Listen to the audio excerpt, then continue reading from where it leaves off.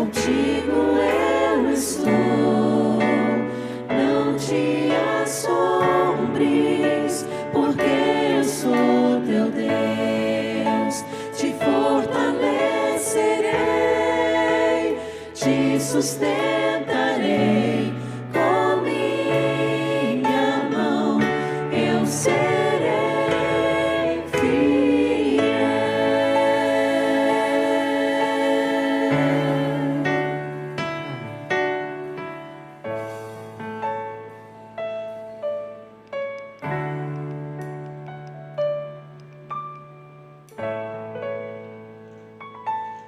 Vamos nos colocar de joelhos para falarmos com o nosso Deus?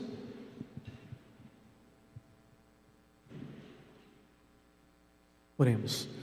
Senhor nosso Deus, amado Pai, te damos graças essa noite, ó Pai, porque estamos na Tua casa mais uma vez para louvar e agradecer o Teu nome.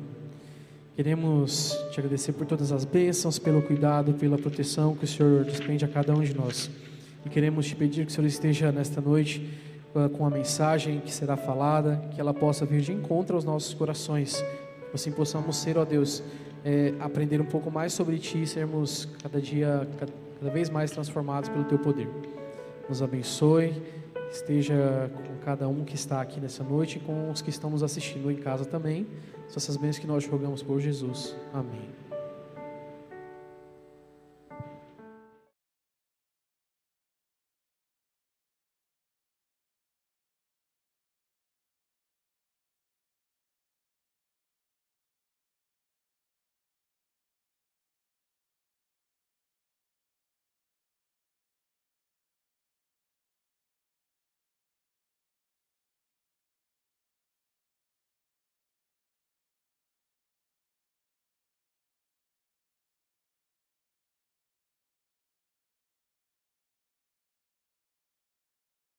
Uma boa noite para você, seja muito bem-vindo à casa de Deus, que você se sinta bem recebido por esta comunidade, aos nossos amigos que nos assistem também pela transmissão, sintam-se bem acolhidos entre nós. Nesta noite, eu gostaria de refletir com você um pouco a respeito de uma mulher extraordinária e que muito fez em sua missão para que hoje nós aqui estivéssemos como igreja organizada, como comunidade adventista do sétimo dia. Pode projetar aqui? Hoje nós estudaremos um pouco a respeito de Ellen White. E mais do que um duplo sentido na palavra visão, eu quero refletir com você sobre alguns momentos da vida dessa mulher que fizeram dela a referência que ela é hoje para todos os adventistas do sétimo dia em qualquer canto do mundo. Nós vivemos dias sombrios em que muitas das nossas crenças fundamentais têm sido profanadas, têm sido perseguidas, têm sido contrariadas. E então é mais importante do que nunca que nós nos levantemos e erguemos as nossas vozes em defesa da nossa fé. Precisamos repelir toda heresia que se levanta a todo vapor, tentando destruir a igreja de Deus. E é nesse propósito, é nesse interesse que nós vamos nos aprofundar um pouquinho mais a respeito da história de Ellen White. Eu quero te convidar a abrir a sua Bíblia no livro de Crônicas, no capítulo 20, no segundo livro de Crônicas, capítulo 20, verso 20 também.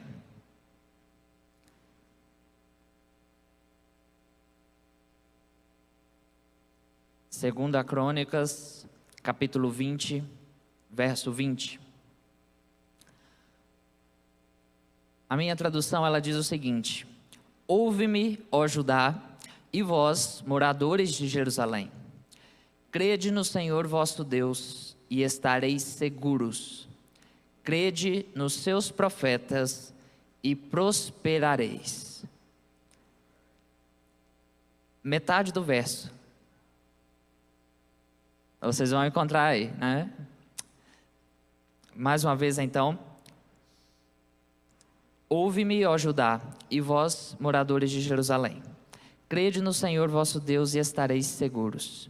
Crede nos seus profetas e prosperareis.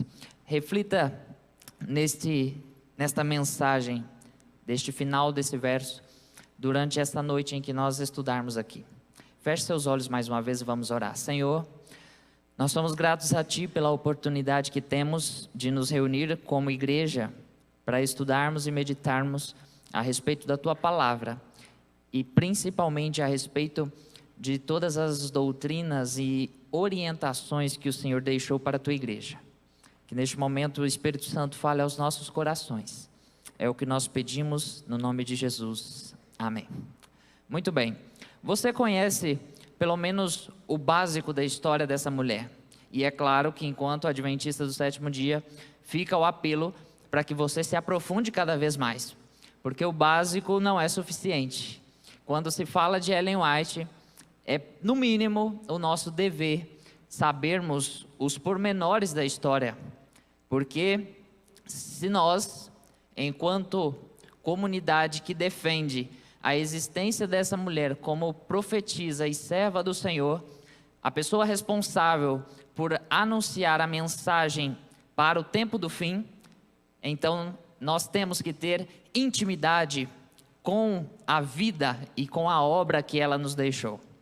Muito bem, basicamente eu trouxe um resumo para vocês, então para que a gente não divague muito a respeito dos assuntos. Ellen era uma filha gêmea, tá? Ela tinha uma irmã que se chamava Elizabeth, que havia, nascido ali juntamente com ela. Seus pais eram Robert e Eunice Harmon, certo? E outra curiosidade, talvez você pense que Ellen era White desde sempre. Não, ela nasceu Ellen Gold Harmon, né? E ela se torna White após se casar. Ela era de uma família humilde e modesta, uma família simples, uma família que não tinha tantos recursos financeiros, não era uma família proeminente. Aos 7 anos de idade, a família de Ellen começa a enfrentar muitas dificuldades financeiras e por conta disso, eles precisam deixar a pequena cidade onde eles moravam, no estado de Maine, e se mudarem para uma região mais desenvolvida, que era a região de Portland. E ali, Ellen, ela começa a viver os seus primeiros anos de adolescência, de pré-adolescência e adolescência.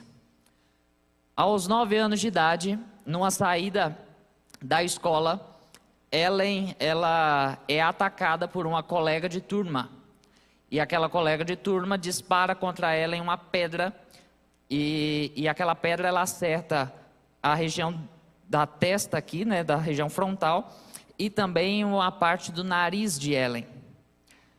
Aquela pedrada trouxe sequelas por toda a vida de Ellen. Ela desenvolveu dezenas de problemas respiratórios por conta daquela pedrada.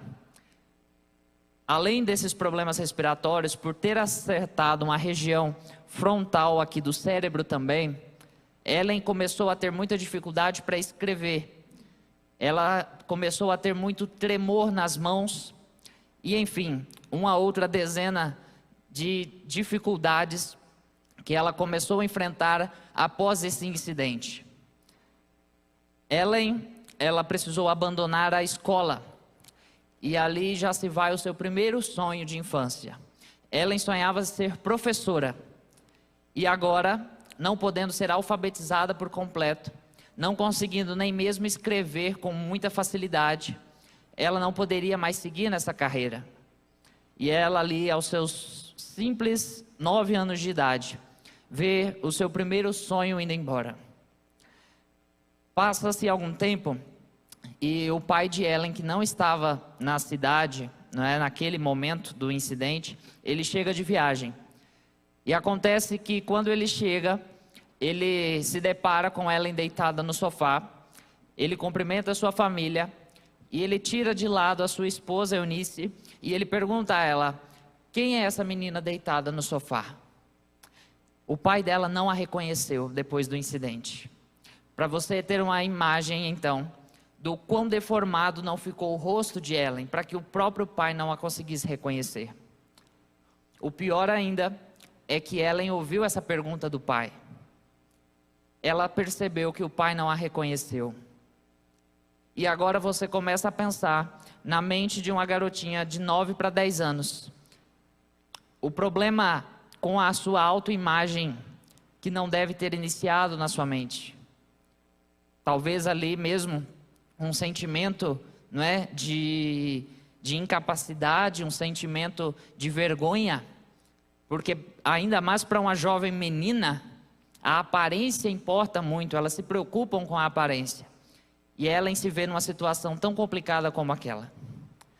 Como eu disse, Ellen não se recuperou dessas dificuldades de saúde durante toda a sua vida adulta. E ela precisou aprender a lidar com essas limitações, com esses desafios que ela tinha que viver agora com esse novo estilo de vida. Mas Ellen tinha um apego muito forte a Deus, desde pequena. Tanto é que com os seus 11 anos de idade, ela foi questionar o pastor metodista por que é que eles pregavam tão ferozmente com relação ao inferno. E ela tinha muito medo de tudo aquilo. E um pastor metodista disse a ela, então, Ellen, você é tão pequena e já tem tanta sabedoria em falar. Eu tenho certeza, e olhe bem, de onde veio a profecia? De um pastor metodista. E eu tenho certeza que Deus, Ele reserva um futuro grandioso para você. Deus deseja te usar grandiosamente. Mal sabia ele com quem ele estava falando. Porque os anos se passaram e Ellen desenvolveu esse relacionamento com Deus cada vez mais profundamente. Aos 12 anos de idade ela pediu para ser batizada e foi batizada ainda na igreja metodista. Pouco tempo depois, um homem, e você conhece bem, chamado Guilherme Miller, ele começa uma série de pregações na região próxima a Portland. E este homem fala de uma mensagem que Ellen nunca havia ouvido antes. Este homem começa a falar sobre uma volta iminente de Jesus a esse mundo. Para Ellen esse assunto era totalmente desconhecido, porque eles acreditavam, ainda como metodistas, que Jesus só voltaria após o fim do milênio. E então, quando ela escuta as mensagens de Guilherme Miller, e ele dizendo que Jesus voltaria antes do milênio, aquilo se torna algo profundo na mente, não só de Ellen, mas de toda a sua família. E então Robert, que era o pai daquela família, um homem proeminente dentro da comunidade metodista, ele se apega àquela mensagem e ele decide trazer essa mensagem para dentro da igreja dele.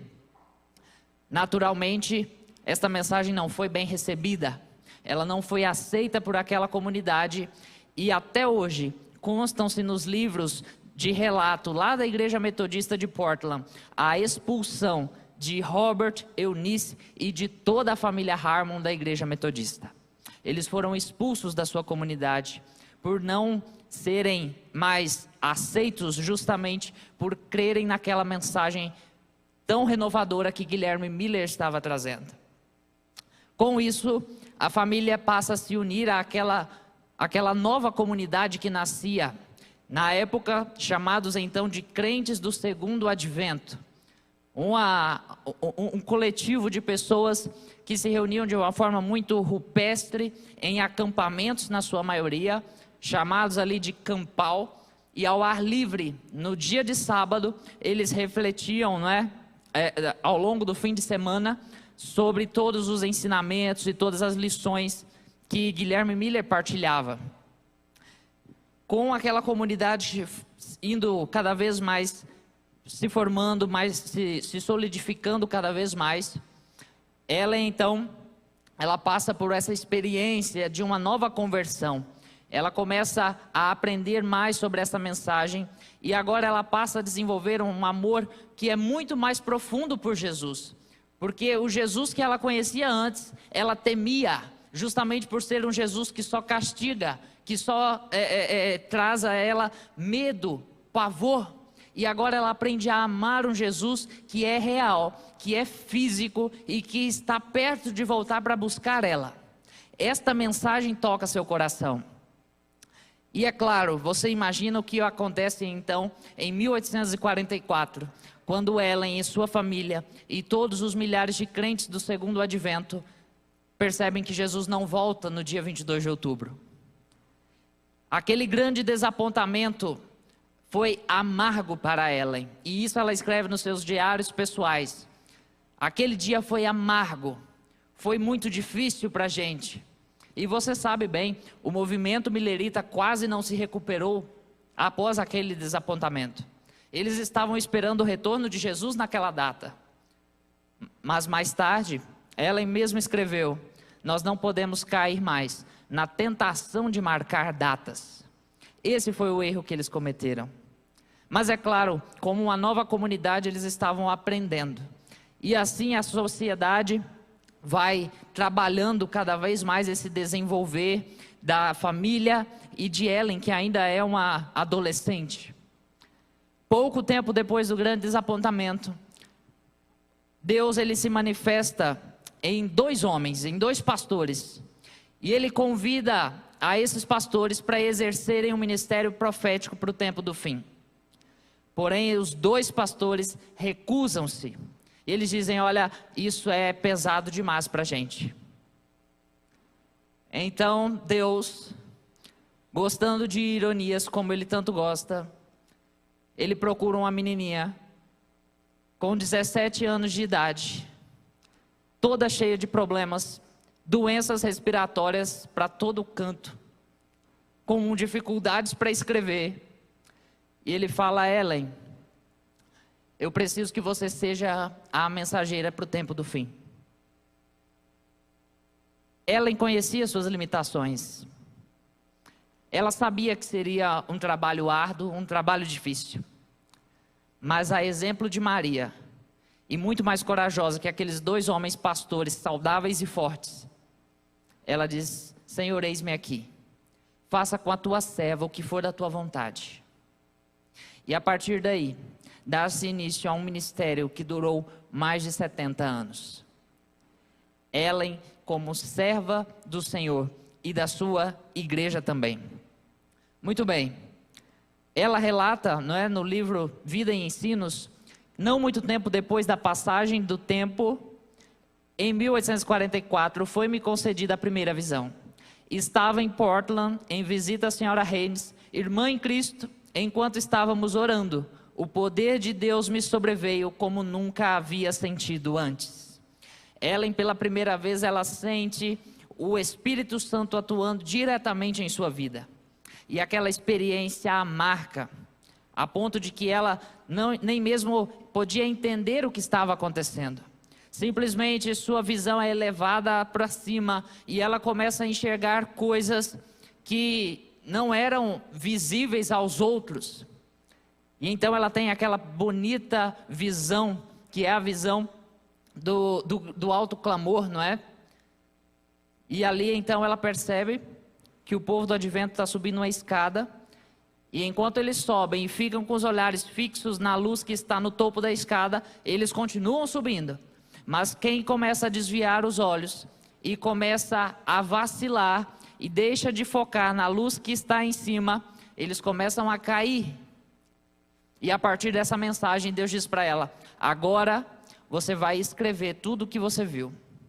Parecido com o que Deus fez lá atrás com João na ilha de Patmos, não é? E ela, eu imagino ela pensando agora: mas o Senhor sabe que eu mal consigo escrever, eu tenho um tremor nas mãos, eu tenho um monte de dificuldades. Mas nenhum desses pensamentos tomaram o coração de Ellen naquele momento. Ela simplesmente se lançou por completo nas mãos do Senhor, se entregou verdadeiramente para cumprir o propósito que Ele havia feito para a vida dela. Ellen então começa a viajar por vários lugares para pregar a palavra de Deus. Ela é convidada em muitos lugares para falar sobre as suas visões, aquilo que ela via. E em uma dessas ocasiões, ela pregando em determinado local, ela vê de longe um pastorzinho jovem da Conexão Cristã ali assistindo os seus sermões. O nome desse rapaz era James e nós carinhosamente traduzimos como Tiago. E ele sim, Tiago Wright, é aquele jovem empenhado e muito envolvido também com o propósito dos crentes do segundo advento. Ele é um rapaz que prega com muita ênfase na breve volta de Jesus. E naquele cenário de uma comunidade que ainda sofria as margas, não é? de um grande desapontamento, é que Ellen e Tiago, eles decidem se unir como dupla missionária. E eles começam então a fazer o evangelismo juntos. E aí você vai ficar pasmo ao imaginar o que acontece agora, porque é algo que não existe no meio adventista, pelo menos eu nunca vi, que é a fofoca, né? Eu nunca vi isso acontecendo. Mas o povo daquela época começou a fofocar e a falar: olha, esses dois aí, né, andando para cima e para baixo para pregar, isso vai acabar acontecendo alguma coisa. Por mais que Ellen fosse sempre acompanhada das irmãs, dos parentes mais próximos, né, como requeria ali a sociedade daquela época, as pessoas falavam. E naturalmente foi tomado por esse desespero de manchar a sua imagem, que Ellen aperta Tiago. E ela diz a ele: olha, a gente precisa casar, porque eu não vou aceitar que falem por aí sobre meu nome. Só que havia um problema, porque o James, o Tiago, ele acreditava que Jesus estava voltando mais logo. E por conta disso, ele não aceitava a ideia de se casar, porque ele entendia que se casar seria fazer planos para um futuro na terra. E então seria ambígua aí a sua mensagem se ele se casasse. Mas Ellen não leva isso em consideração e ela fala: não, se é para a gente estar juntos, por causa da nossa imagem, a gente precisa se casar. Então veja que, como uma boa mulher baixinha, né, Ellen bota todo o vapor ali e ela faz acontecer. E Tiago, aquele rapaz que sempre, né, nos relatos de Ellen, você pode ver muito bem, quando ela fala no diário pessoal dela sobre Tiago, ela fala que ele era um rapaz mais tranquilo, um camarada mais sossegado, e Ellen era a mais estourada, né? Ela que ia para frente e fazia as coisas acontecerem mesmo. E então, eles se casam em agosto de 1846, e pouco tempo depois, Tiago agora escreve: casei-me com Ellen em agosto de 1846, e Ellen tem sido a minha coroa de júbilo. Então veja, aquele homem que estava com medo do casamento, agora passa a amar tão profundamente aquela mulher, passa a aceitar essa vida de casado como realmente parte do propósito de Deus para suas vidas. Essa união gerou 4 filhos, e como você sabe bem, com 6 meses, um deles faleceu, 6 meses após nascer. E pouco tempo depois também, o outro, de 16 anos de idade, também faleceu. E aí você começa a imaginar agora o coração de uma mãe, que já apesar das suas doenças, das suas dificuldades, agora ter que viver e enfrentar o luto de seus 2 filhos. Ellen diz que, em seu diário, ela escreve que ter que enterrar os seus filhos foi como se tivessem arrancado um pedaço dela. E agora aquela mulher, com tantos problemas na vida, precisa também enfrentar a dor mais cruel e difícil que pode um ser humano passar, que é ter que ver os seus filhos serem enterrados. Isso é algo que não fazia sentido para Ellen, mas ela confiava tão severamente em Deus, e ela sabia e entendia que para todas as coisas que lhe acontecia, havia um propósito. Ela não deixava de vista esse propósito, esse chamado, e a sua missão acima de tudo. A obra da igreja, ela avança, e então em 1863, aquela comunidade modesta de crentes se formaliza, se institucionaliza e se torna a Igreja Adventista do Sétimo Dia, para a glória de Deus. Então, com aquela igreja organizada, agora há uma estrutura melhor de trabalho. Começam-se as publicações, Ellen começando a escrever os seus relatos, Tiago também, vários outros pastores experientes começam a se ajuntar àquele ministério e começam a levar avante a mensagem da igreja adventista. E Ellen está por trás de todas aquelas realizações, aconselhando, orientando, instruindo todas aquelas pessoas. Até que, por conta justamente da exaustão, Tiago, ele começa a ficar muito doente. Ele é diagnosticado então com tuberculose. E ele passa vários dias lutando contra aquilo, mas ele não consegue resistir. E agora a Ellen, que já é uma senhora, com todas as suas dificuldades e limitações, precisa também enterrar o seu esposo.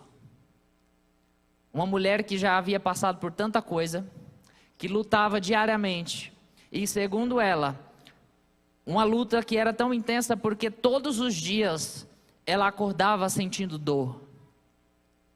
E ainda assim, passar pelo luto por 2 filhos, e agora também perder o seu companheiro de vida, eu imagino qual imenso não foi o sofrimento que essa mulher teve. E é claro, ela jamais, mesmo em meio a tantos problemas, ela negligenciou a sua missão. Ela sabia o que ela precisava fazer, ela entendia o que precisava ser feito.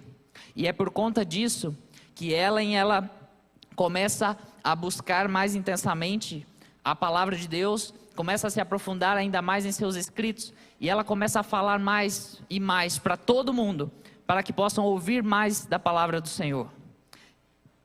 É claro que haviam problemas, como toda instituição existem problemas. E ela entrou numa discussão muito séria com o presidente da associação na época. E ela estava corrigindo o presidente, e o presidente naturalmente pensando, mas quem essa senhorinha acha que é para corrigir o presidente dessa maneira?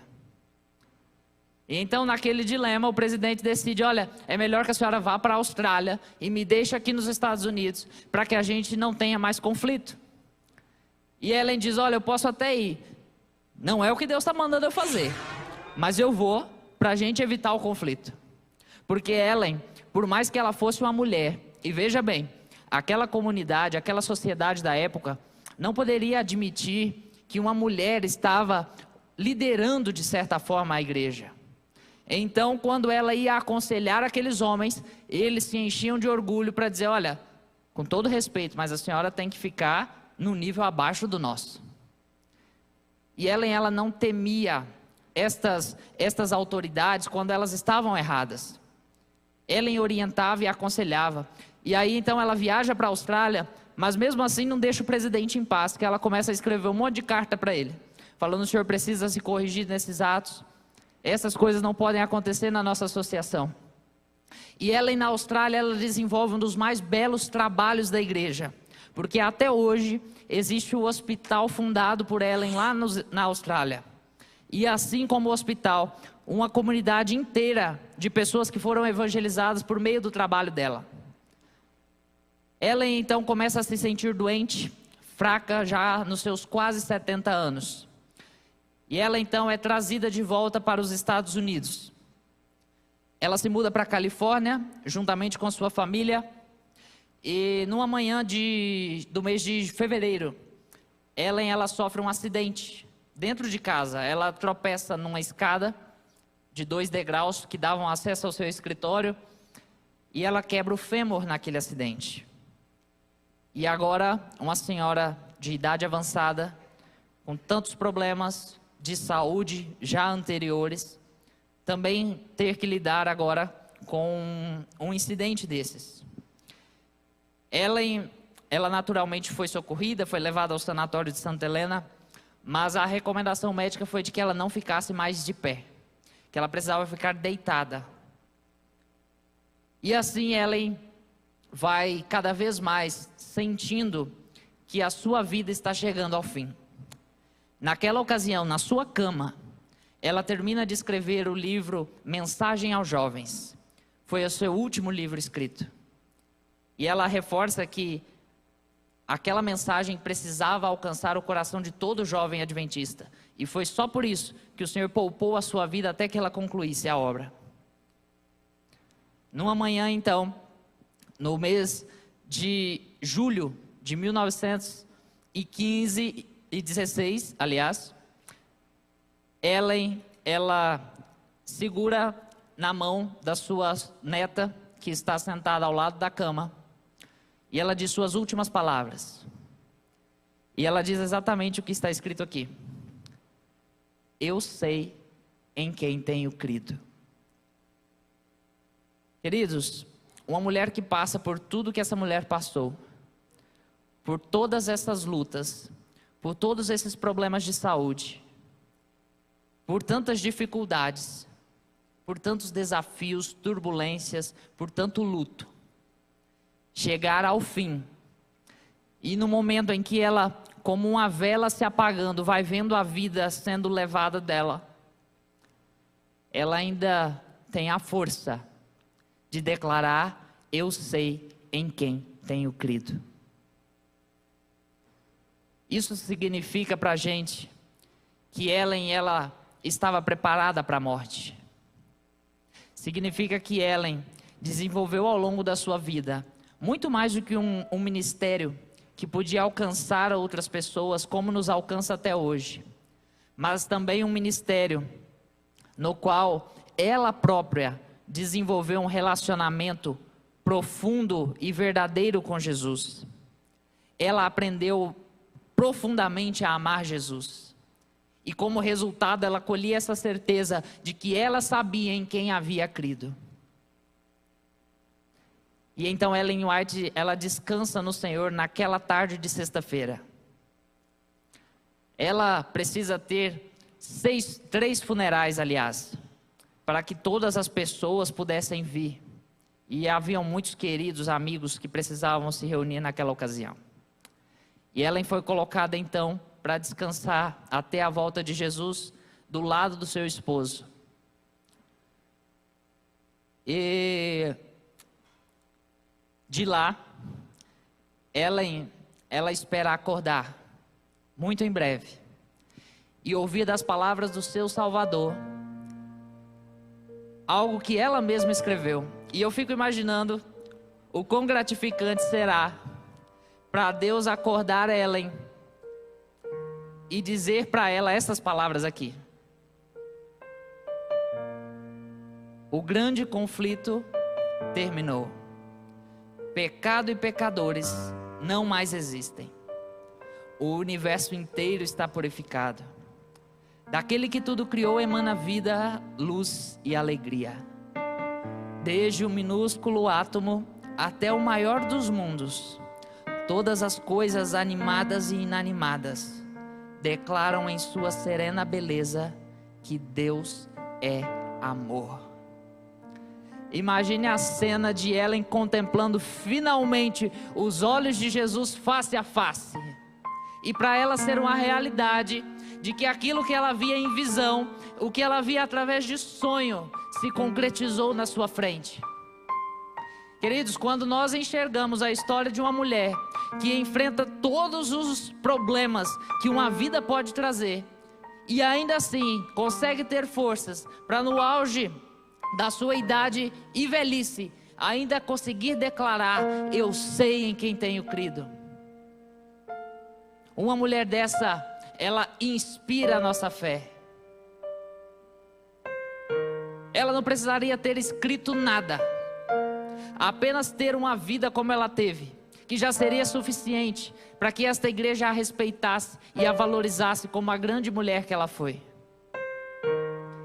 E é por isso, em respeito a esse legado, que Ellen está lá na nossa crença fundamental, como uma mensagem que deve ser carregada no nosso coração, de um exemplo de uma mulher que viveu a máxima da experiência humana, de de um relacionamento profundo e verdadeiro com Jesus.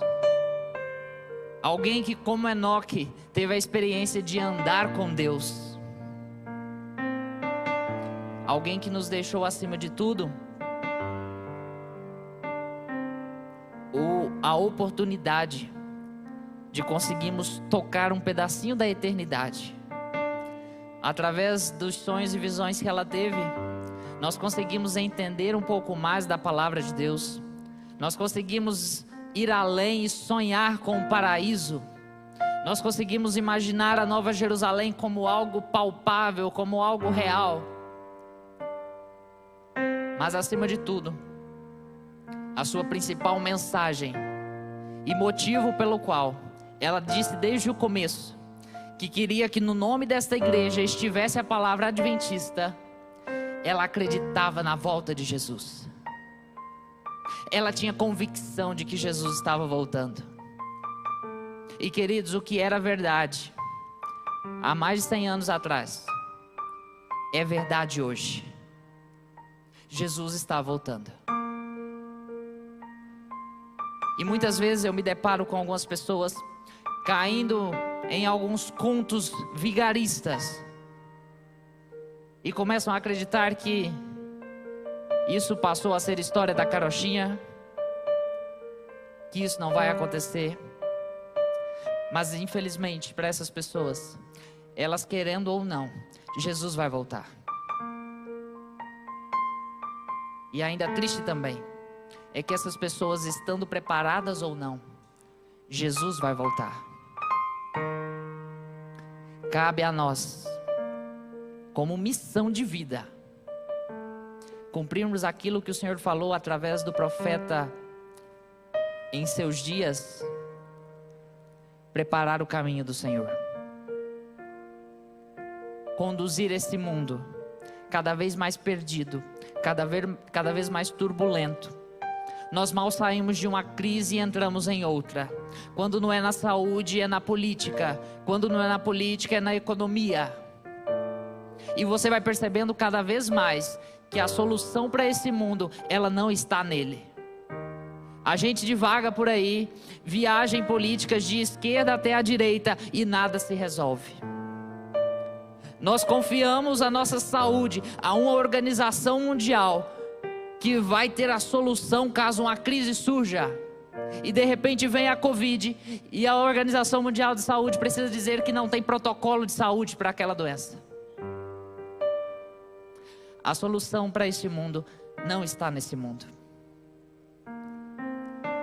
E essa mensagem, ela precisa pulsar cada vez mais forte dentro do seu coração, à medida que cada vez mais nós ouvimos os passos de um Deus que se aproxima. Jesus está voltando. E agora o novo sentido vai subir para cantar. E eu quero te convidar a cantar com toda a sua força sobre essa volta de Jesus. Esta certeza de que muito em breve nós abriremos os nossos olhos e contemplaremos a face deste Jesus. Vamos cantar juntos, Verei Jesus.